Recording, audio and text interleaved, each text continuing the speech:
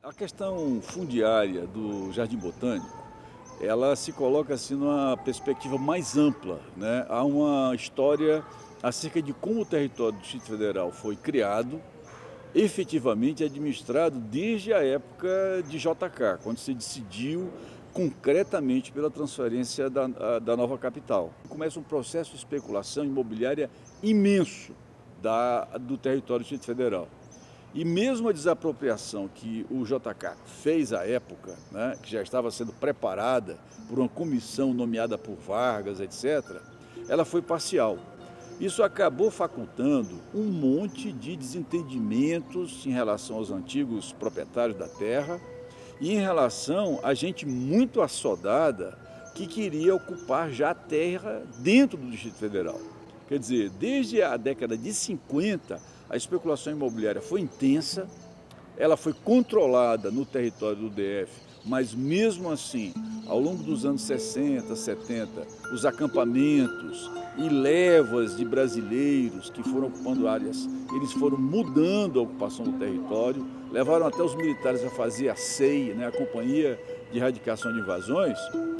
Mas, quando nós chegamos no período de autonomia política, é que a coisa perde realmente o controle, né? Com Joaquim Roriz sendo o primeiro governador eleito do Distrito Federal, a ocupação de terra de forma irregular e a formação desses condomínios de classe média se torna avassaladora. Foi praticamente um condomínio por semana criado no período de Roriz, nos 4 governos Roriz. Nós chegamos a mais de 700 condomínios. E o conjunto do Jardim Botânico é um deles. É um deles que tem sua moral em cima de militares, né? Pessoas que inclusive estiveram ligadas ao gabinete militar do último dos generais da ditadura, o João Batista de Oliveira Figueiredo, e que elas vão consumar na periferia, né, no horizonte do plano piloto, esse começo dessa ocupação que hoje a gente chama Jardim Botânico, né, o Altiplano Leste, etc. Nós costumamos ter o hábito de imaginar que a presença humana na região em que nós vivemos hoje, do Distrito Federal, é uma presença que só começa a partir da construção da cidade, efetivamente, em 56. E, de fato, não é isso que acontece, não foi isso que aconteceu, né? De verdade, você tem uma presença humana que é bem anterior, que é milenar, que são as comunidades indígenas, que não só transitavam por essa região aqui, como também, em vários momentos, se fixavam por essa região aqui. Logo depois, né, você já tem o avanço do ecúmeno colonizador, que já nos séculos 16, 17, você já tem os primeiros registros da presença de exploradores no período colonial aqui na região, e a ocupação que começa a se dar a partir do século XVIII. Quando a gente fala área da Papuda, o que é Papuda? Por que Papuda? Quem deu esse nome? Papuda, você tem registro sobre essa região desde o final do século XIX, que era uma fazenda de uma senhora que sofria uma doença que é muito comum aos habitantes, principalmente do Brasil interiorano, do Brasil central, que por dada a ausência do iodo, que naturalmente se consome nas áreas litorâneas, que é o bócio, que é aquele papão. Então, é Papuda porque havia uma fazenda ali de uma senhora, há mais de 120 anos atrás, que sofria de bócio. Você fala, por exemplo, eu acho isso interessante, as pessoas... Por que a estação do metrô chama Arniqueiras? Lá para o outro lado, né? Ela chama Arniqueiras porque já no século XIX, ali é uma grande área em que existe essa planta medicinal e as pessoas recorriam sempre à região para pegar arnica ali. Vou falar um pouco do que eu sei a respeito de uma questão fundiária muito antiga entre os imóveis, denominado Fazenda Papuda e Fazenda Taboquinha. Este imóvel teve como primeiro registro a transcrição número 90, que foi feita em nome de um cidadão chamado Manuel José da Costa Meireles, no ano de 1869. E quando da morte do senhor José da Costa Meireles, essas terras então passaram para os herdeiros. Eram 4 herdeiros na ocasião. Com o passar do tempo, então o José de Campos Meireles adquiriu a parte da sua irmã. E o Josué da Costa Meireles adquiriu do irmão a sua cota, exatamente no ano de 1900. Não é? Eles decidiram fazer a divisão. Só para quem tem um pouco de conhecimento ali da região, o limite de divisão entre a Fazenda Papuda hoje e Fazenda Taboquinha, aonde passa a DF-001. Ali da DF-001, na direção do Córrego Gama, nós temos a Fazenda Papuda, parte ocidental, do proprietário Josué. Descendo ali nas direções dos condomínios Village, Mirante, nós temos então a Fazenda Papuda, parte oriental, que passou-se também a chamar Fazenda Taboquinha. Fizemos uma perícia técnica para dirimir dúvida a respeito do porquê que há esse conflito tão antigo, né, entre esses 2 irmãos e que se projeta para os dias de hoje, que é entre os proprietários ali da Taboquinha e o governo atual do Distrito Federal através da Terra Cap.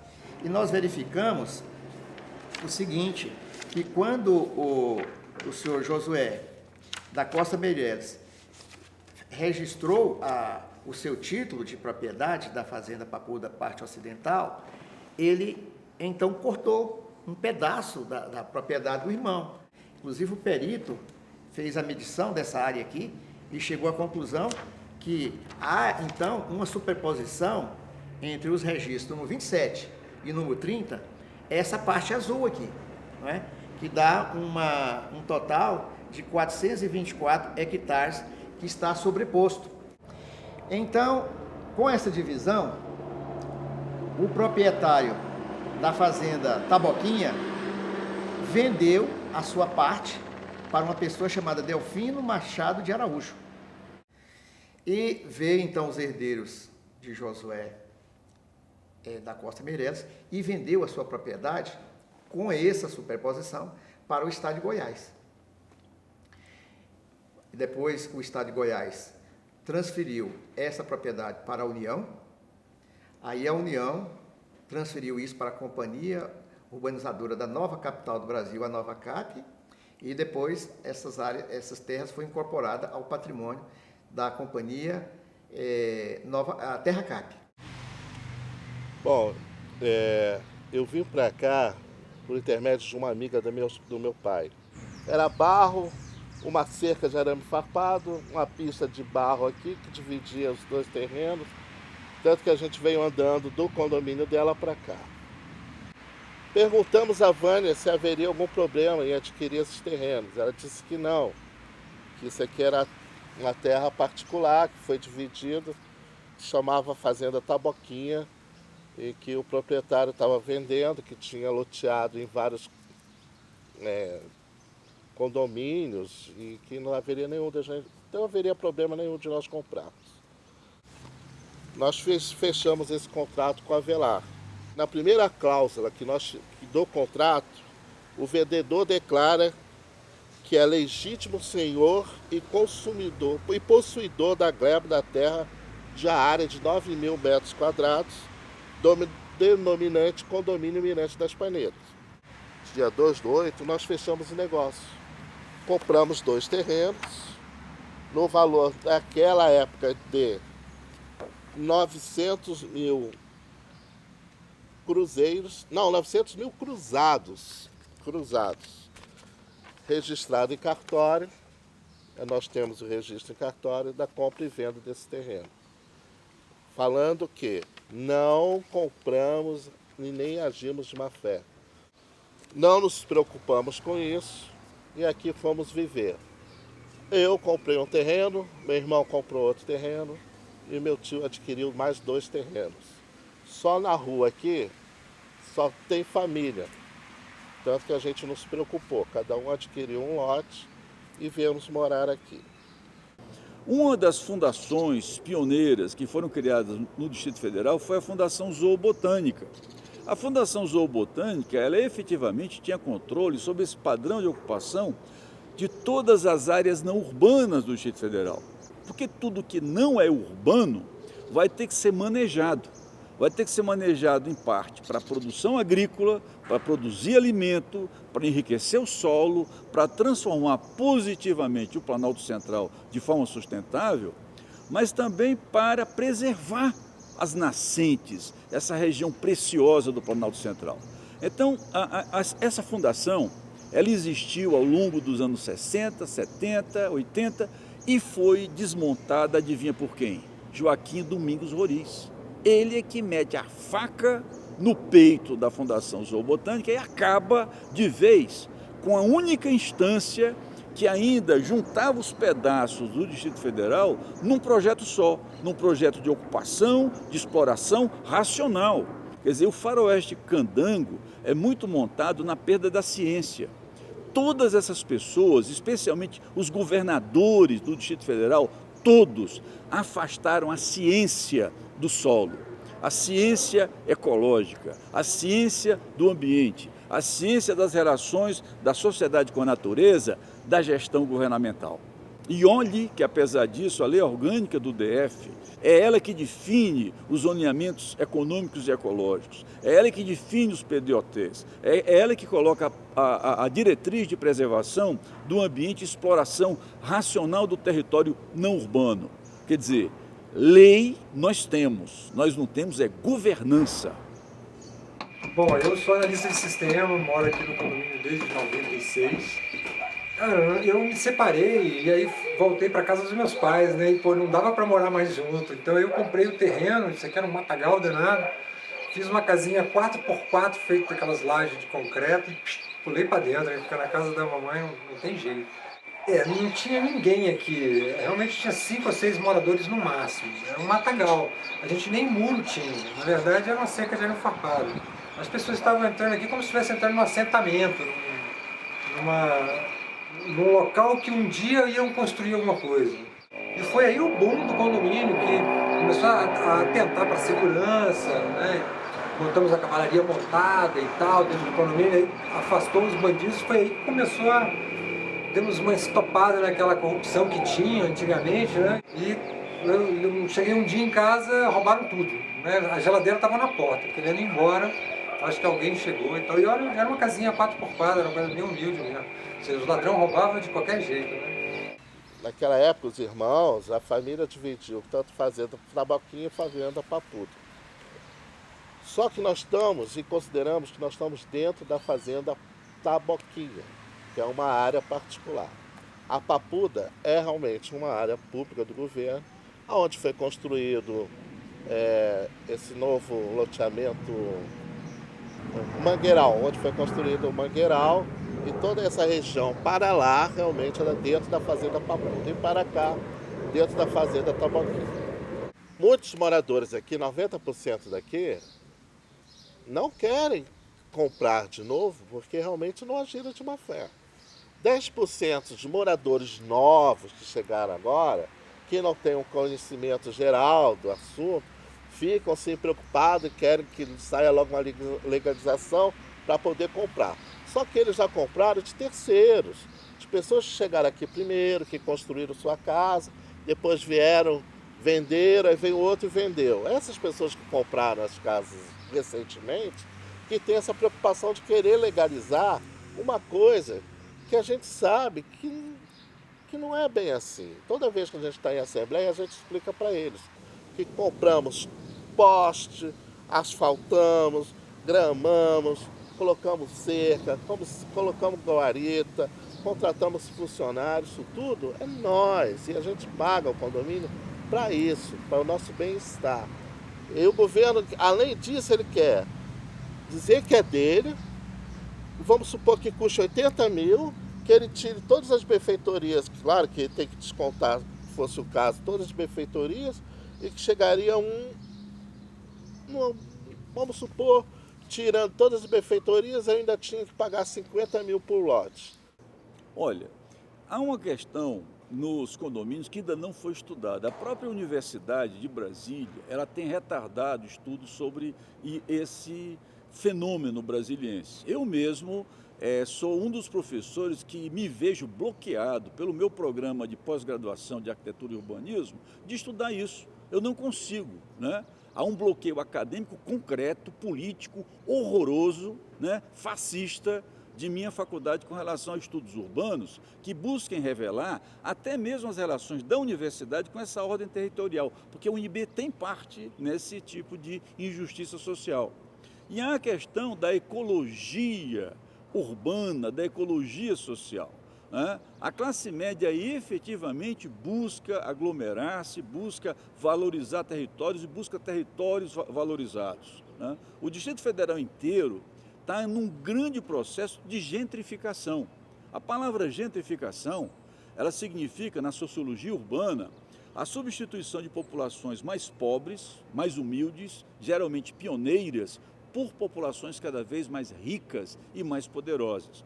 O Distrito Federal inteiro está apenas começando isso, né? Nós estamos aí com uma Brasília aos 55, 56 anos e nós não temos noção do que vai acontecer ao longo desse século em relação à expulsão de populações e a essa valorização alfaviliana de Brasília. E eu expliquei, né, inclusive para meus clientes, falei, olha, o governo já registrou o loteamento de vocês como área pública e dificilmente conseguiremos desconstituir esse loteamento. Procuramos, então, na ocasião, o governador Roberto Arruda, explicando para ele toda essa situação, essa duplicidade de registro, inclusive a preferência e a prioridade dos títulos particulares sobre os títulos de domínio da Terra Cap. Então, o governador, muito solícito, tal, encontrou uma fórmula muito interessante e falou, ó, se propôs a fazer uma avaliação pelo preço da terra nua, um preço que, na ocasião, julgamos justo, porque a média de preços dos lotes de terreno ali, dependendo assim da dimensão do lote, ficou entre 60 mil até 82 mil reais. Não é? Nós temos lote ali nessa faixa de 500 metros, 400 metros, até lotes de 800, 1.000 metros quadrados. Passou-se, a gente sabe o que aconteceu com o governador Arruda, ele terminou sendo desafiado do poder antes da hora, e até chegarmos agora no atual governo, Rodrigo Hollenberg.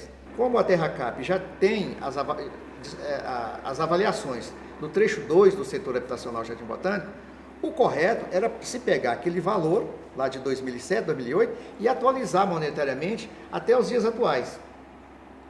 Mas qual foi a nossa surpresa? De que nas negociações entre síndicos e os administradores da Terra Cap, que eles deixaram claro que vão apenas aplicar um termo de ajustamento de conduta, número 2, que eles assinaram com o Ministério Público do Distrito Federal em 30 de maio de 2007.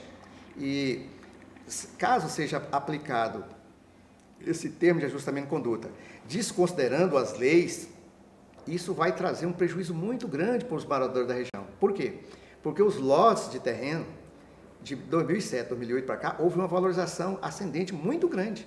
Então a gente observa ali que aqueles lotes de terrenos que era vendido lá no passado, 2007, 2008, nessa faixa de 40 mil, 50 mil, 80 mil, hoje um lote ali está sendo vendido nessa faixa de 400 mil, 500 mil, 600 mil. Então, o condomínio, ele foi comprado em área particular, né? Assim, o Estado não é dono, e o que ocorre é que na época que foi vendido, muita gente ficou desconfiado que era fraude e tal, então pediram a escritura de qualquer jeito. Aí, erroneamente, o empreendedor fez uma escritura em nome dessas pessoas para tranquilizar eles, olha, não, está tudo certo e tal. E aí o que acontece? Hoje, com todos os processos entregues, dentro da poligonal do condomínio, tem uma outra escritura de condôminos que já nem existem mais, já venderam, já saíram, e é uma escritura à parte. Aí ficou nessa confusão, entendeu? E essa escritura tem que ser anulada e tal, mas interesse público não tem, né? O que a gente vê aqui no condomínio é uma expressão do Brasil, né? Exatamente as coisas que acontecem no Estado brasileiro acontecem no mini Estado Ouro Vermelho, né? Nós temos os mesmos problemas de cidade, isso aqui é uma prefeitura, na verdade. Então você percebe que o problema do condomínio, na verdade, é um problema do Brasil. Não tem lugar que você vai resolver os problemas políticos que tem aqui, por exemplo. Não existe nenhum. Porque todo lugar tem esses mesmos problemas. Ou seja, aqui o bom, o que diferencia, é a qualidade de vida. A gente mora longe, paga um pouco de combustível a mais, para ter os pássaros cantando, ter essa varanda, ficar olhando o pôr do sol com mais tranquilidade e uma segurança melhor, que a gente que pagou tudo, né? A gente que se fechou aqui dentro, nos prendemos para poder ter uma qualidade de vida. Agora, eu acho assim, viver aqui não tem a menor coisa do que você acordar, ver suas filhas saírem, desde criança brincarem na rua. As minhas filhas, uma até hoje tem medo de subir de elevador, porque ela nunca teve esse hábito de subir e descer elevador. Vim da Octogonal, morava em apartamento. Na realidade eu vim porque foi mudança de planos mesmo, de família. Meu pai veio pra cá, construiu casa aqui. A gente estava construindo nossa casa própria, né? A gente vivia de aluguel. E foi assim que eu vim parar aqui. Minha primeira impressão era maravilhosa, porque aqui eu tinha muito mais amigo, muito mais contato com a natureza. Aqui não era asfaltado na época, a ronda era a cavalo, a segurança do condomínio era a cavalo. E assim, pra mim era mágico, era outro mundo. Eu nunca tinha visto um serrote na vida antes de eu vir morar aqui, só em desenho animado. Olha, especificamente, o Jardim Botânico tem problemas muito sérios de natureza ambiental, porque ele fica já, né, em parte, na área limítrofe da bacia do Paranoá, né, e do Lago Paranoá, dos riachos que contribuem para a formação do lago, e da bacia do São Bartolomeu, uma grande bacia dentro do Distrito Federal, que nasce no Distrito Federal. Em especial, no caso da bacia do São Bartolomeu, o Jardim Botânico e vários outros condomínios irregulares, eles maculam, eles matam ou eles poluem várias nascentes que estão naquela grande borda de chapada que começa no sul do Distrito Federal e vai até Planaltino. Então nós temos problemas ambientais gravíssimos e que são de lamentar que aconteçam exatamente em Brasília, porque Brasília é uma cidade que deve ser planejada, é a capital administrativa do Brasil. No entanto, o valor da terra, o ímpeto de ocupar a área em Brasília levaram a vários padrões absolutamente criminosos de ocupação do solo. Então, nós temos, como consequência do desplanejamento, além do agravo ambiental, problemas de acesso, problemas de equipamento público. Eles não têm equipamento público. Tudo ali foi feito de forma irregular, ilegal. O trânsito aqui é bem ruim. Eles tentaram dar uma ajeitada aí recentemente, só que... Sobre o trânsito, né? O trânsito, incomoda bastante aqui, é muito complicado, né? Eles não fizeram um planejamento adequado para fazer o sistema, né? Para circular de alguns condomínios, subir até a comercial, que você não tem nenhum tipo de transporte, e a questão de faixa de pedestre, que precisaria de um pouquinho mais de atenção, porque você tem idosos, bastante idosos na região, muitas crianças circulando sozinhas. Toda vez que você vai num posto eleitoral e quer mudar seu título para voltar mais perto, eles acabam te empurrando para você ir lá para o São Sebastião. Não, constitui uma zona eleitoral aqui para moradores do Jardim Botânico, coloque mais segurança para os moradores do Jardim Botânico. Acho que está faltando um posto de saúde agora para os moradores do Jardim Botânico. E até mesmo uma escola pública para os filhos dos moradores dos condomínios do Jardim Botânico. Essas são as questões que eu acho mais críticas no momento. Se você quer entender essa expressão dessa massa humana que se fixa aqui, olha para Taguatinga, olha para Ceilândia, né? E todas essas outras regiões, Jardim Botânico, Sobradinho 2, Samambaia, seja qual seja, né? Independente do grupo social que as ocupa, é uma demonstração clara de que o ser humano, a sociedade, a dinâmica humana, ela vai muito além dos projetos. Ameaça até mesmo determinados parâmetros de sustentabilidade, ameaça. Você veja, por exemplo, que essa área toda do Jardim Botânico era uma região de cerrado, né? É uma região de cerrado. Nós tínhamos ali tanto cerrado rupestre quanto cerrado estrito senso, como até mesmo em algumas áreas, algo que é dos mais raros hoje, que é cerrado de altitude. E vários mananciais tributários da bacia do Paranoá, ali na localidade. Óbvio que essa ocupação humana acabou com tudo isso, né? Uma coisa que se observava é que ali era uma região de transição, era um corredor natural para vários, ali era um corredor natural para vários animais da fauna do local do cerrado. Esses padrões urbanísticos que a gente acaba vendo nos bairros de classe média, nos condomínios regulares de Brasília, infelizmente mostram o quanto a comunidade está conectada, né? Na verdade, nós somos a mesma massa populacional, né? As diferenças de classe só interessam para banqueiros e financiadores e gente que quer fazer agiotagem, porque de verdade todo mundo cada vez mais tem acesso à mesma massa de informações crucial para a vida política, para a vida urbana, para a vida ecológica. Todo mundo. Agora, o papel do governo é eliminar diferenças e inacesso. Em Brasília, para as pessoas humildes terem acesso ao solo de uma forma honesta, é quase impossível, é muito difícil.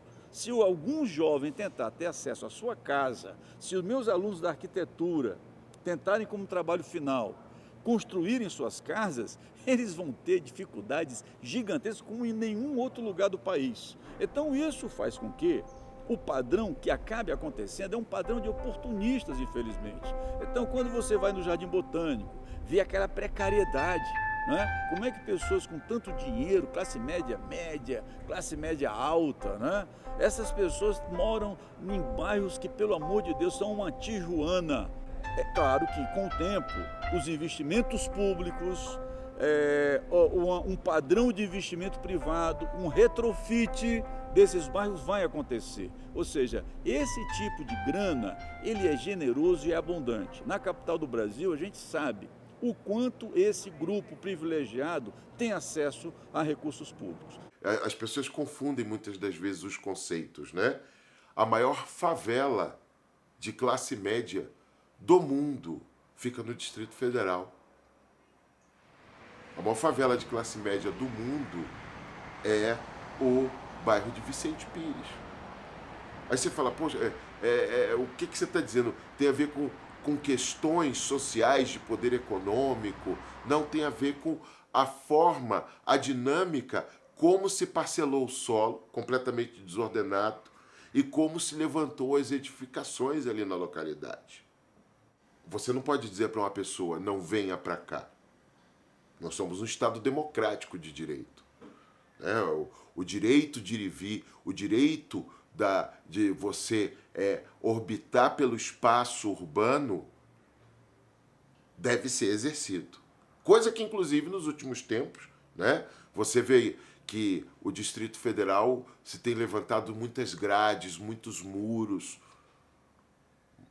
muitas cancelas, muitas portarias que ferem esse princípio do projeto original, né? Principalmente do que é Brasília, mas do que é a sociedade que se estruturaria, da forma como seria a dinâmica dela aqui na região. O Conselho Especial do Tribunal de Justiça, no exercício das suas funções administrativas, né, autorizou a Terracap a promover o registro do loteamento do setor de habitação Jardim Botânico, que é etapa 2, que tem 1.225 lotes, como área pública. Não é? E com aquela intenção da empresa de vender lotes de terreno a preço de mercado, deduzindo apenas só as benfeitorias, aí nós fomos obrigados a percorrer as assembleias dos condomínios explicando a situação, e todas as assembleias, por unanimidade, então nos autorizou a promover então a competente ação judicial contra o Distrito Federal, Terracap, todos os órgãos aí envolvidos, de maneira a que esses órgãos respeitem os títulos de domínio, que não foram desconstituídos, respeitem inclusive as decisões do próprio Tribunal de Justiça. A gente está aqui, estamos na tranquilidade, na segurança de que nada vai acontecer. Toda vez que ele entra, a gente entra com uma ação, basta um morador de toda essa região do condomínios entrar com uma ação, com uma liminar, que ele consegue derrubar as ações do governo. Eu sempre falo para os meus colegas aqui, amigos, não se preocupa. Essa guerra ainda vai ser para os nossos netos e olha lá, se não para os nossos bisnetos. Essa terra é nossa. E aqui a gente vai viver muitos e muitos anos. Se você pudesse morar onde você quisesse, para onde você ia? Ah, bicho, Asa Sul. Ou vale no planeta inteiro. Se for valer no planeta inteiro, falaria Japão. Japão, Londres. Cara, aí acho que eu iria pro plano piloto. Porque o plano piloto eu acho que é o coração de Brasília, você tem tudo. Jardim Botânico. Essa região aqui eu tô. Não saía daqui? De jeito nenhum. Para mim, Asa Sul é ótimo, Lago Sul é ótimo, mas esse condomínio eu adoro essa região. Acho que fosse talvez para um lugar que me desse, que não tivesse violência, que tivesse uma boa educação, que tivesse um lugar com boa saúde e que você pudesse crescer, estabilizado, com qualidade de vida. Se eu não me engano, esse local é a Finlândia. Então assim, eu talvez não fique porque eu quero ir pra praia. É evidente que não vou ficar o resto da minha vida aqui. Né? E aí você vai perdendo os laços com Brasília e deixa de ser interessante. Né? É uma perda, para mim é uma perda, porque cara, eu construí essa casa com as minhas mãos. E aí né, fui fazendo um quarto, outro, fui aprendendo até a virar marceneiro e serralheiro e pedreiro e tudo mais. E fui construindo aos poucos. Você vê que a casa é torta e vai endireitando, eu fui adquirindo know-how com o tempo. Né? A casa inteira fui eu que fiz. Eu e mais ajudante e tal, mas eu estava sempre ali no meio da obra. Foram 25 anos de obra, pelo menos. Vender chega até doer, como se estivesse vendendo um filho, né? Mas a vida que segue, né? Fazer o quê? Não dá para ter tudo.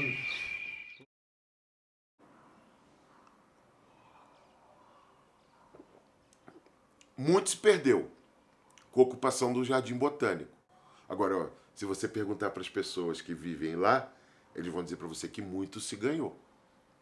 Porque essa é a contradição que você vai encontrar em qualquer ocupação urbana que foge aos projetos originais, oficiais do Estado. O Jardim Botânico, o bairro Jardim Botânico, ele não é uma exceção.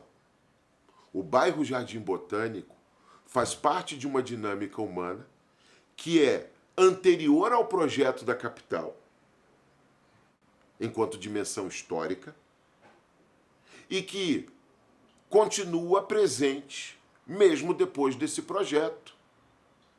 Porque ela vai além de simplesmente você delimitar, parcelar e dizer onde se pode ocupar, onde não se pode ocupar. O bairro Jardim Botânico, ele causou um impacto ambiental e um impacto no fluxo urbano que já é uma realidade presente. A grande solução daqui para frente é dialogar e minimizar danos. Qualquer outra coisa além disso, só se nós tivéssemos um Estado totalitário. Para ir parando os caminhões, igual se fazia, né, nos anos 30, nos anos 40, aqueles estados totalitários de chegar numa localidade evacuando as famílias. De resto, como vivemos no Estado de Direito, é o diálogo. É o diálogo com a comunidade da região.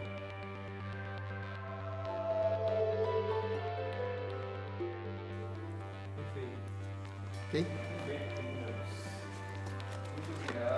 Pergunta pra ele onde ele conheceu a mulher dele. Você conheceu ela aqui no Botânico também? A mulher? Sim, não, mas não entra nessa não, velho. Não, é só falar.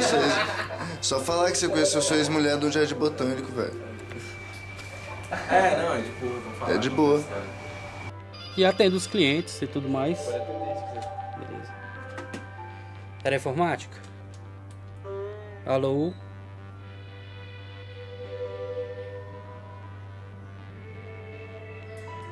Sim. Vai ser necessário trocar HD, cara. Se eu não me engano é isso.